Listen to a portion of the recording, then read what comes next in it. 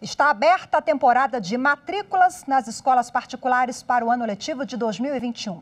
Além da preocupação se as aulas vão voltar ao normal por causa da pandemia, muitos pais e responsáveis já estão de olho nos contratos para não ter prejuízo.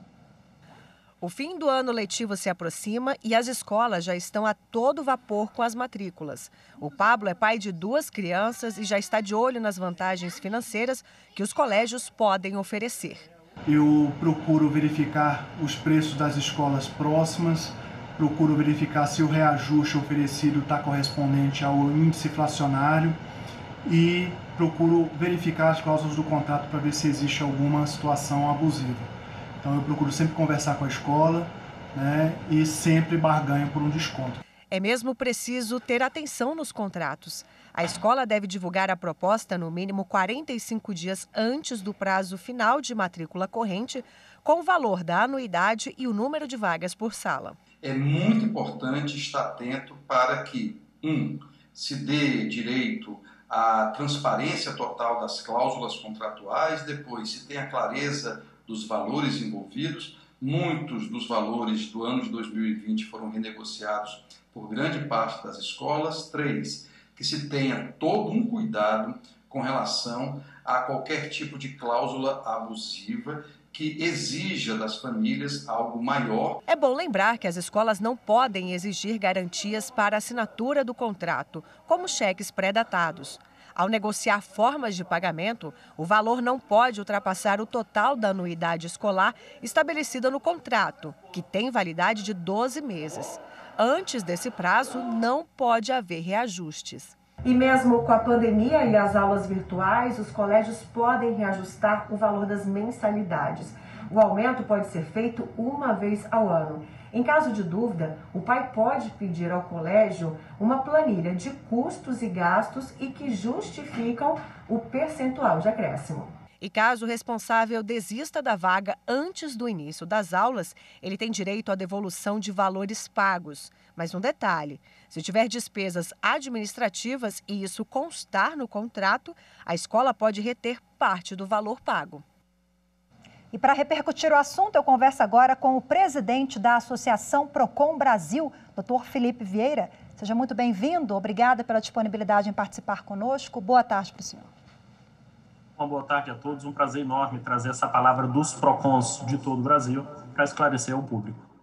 Então, com a palavra, qual a orientação aos pais que estão nesse período de renovação de matrícula, doutor Felipe? Este é um momento muito importante para os pais, porque não só a retomada de aula em alguns estados que ainda porventura não tenham retornado, como também há atos preparatórios para o próximo ano letivo de 2021. Então é muito interessante a gente ter atenção primeiro sempre com a saúde na retomada das aulas e nos atos preparatórios para o ano letivo de 2021 é ter atenção ao cumprimento do conteúdo programático, as regras de pré-matrícula e atenção aos valores que estarão sendo praticados. Esses 3 eixos são as orientações principais do Procon aos pais de aluno. Bom, diante de um ano tão complexo como atravessamos esse 2020, muitos pais ficaram inadimplentes.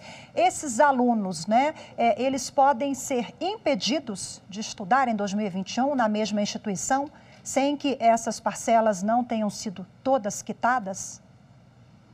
Olha, é uma pergunta bastante interessante, principalmente para este recorte de pandemia em que nós vivenciamos. Em condições normais, o pai de aluno que tiver qualquer inadimplência ou desarranjo financeiro com a escola, nós sempre incentivamos como palavra de ordem a conciliação. É sentar à mesa com as escolas, tenha ou não o auxílio direto de um Procon, para negociar os valores em aberto. Tratando-se deste período peculiar da pandemia, a nossa indicação é que o fator de inadimplência não seja um critério de exclusão daquele determinado aluno. A situação especial colocou crise para as escolas e também para os pais de aluno. Então, conciliação ganha um contorno ainda mais forte na negociação dessa matrícula para o próximo ano. Diante dessa excepcionalidade em que vivemos, há algum teto de reajuste que é admitido?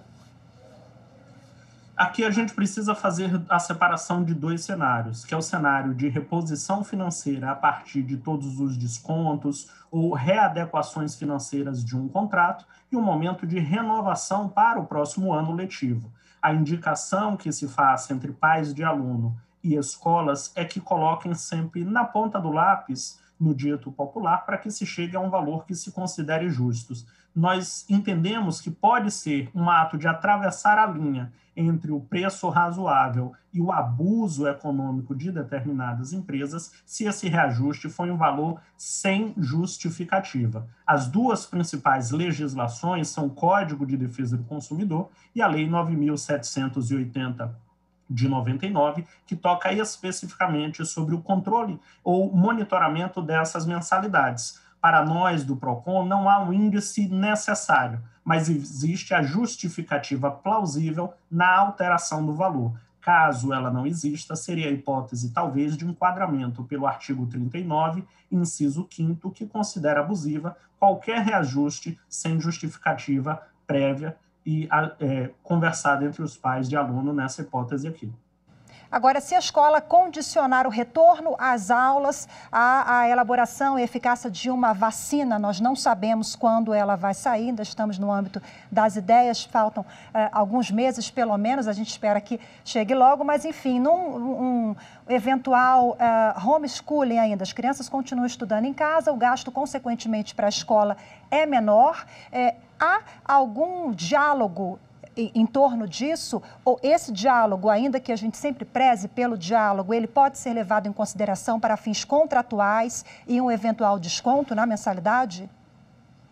Perfeito o raciocínio e a pergunta que adveio dele, porque neste momento o que os PROCONs defenderam na readequação do contrato foi a redução proporcional da redução dos custos empresariais. Se houve redução nos gastos da empresa, que proporcionalmente seja havido essa readequação também na mensalidade, que é a principal fonte de receita daquela escola. No momento em que pai de aluno e escola vierem a negociar, precisa ter em mente dois eixos principais em torno do qual tem um contrato de educação, que é o aspecto pedagógico e o aspecto de consumo. No aspecto pedagógico, as autoridades de educação, vide o MEC, conselhos estaduais de educação e até conselhos municipais, vão dar a diretriz se a aula deve ocorrer no ambiente escolar ou se deve seguir com a modalidade do homeschool ou através de aulas online, EAD, nas suas diversas modalidades.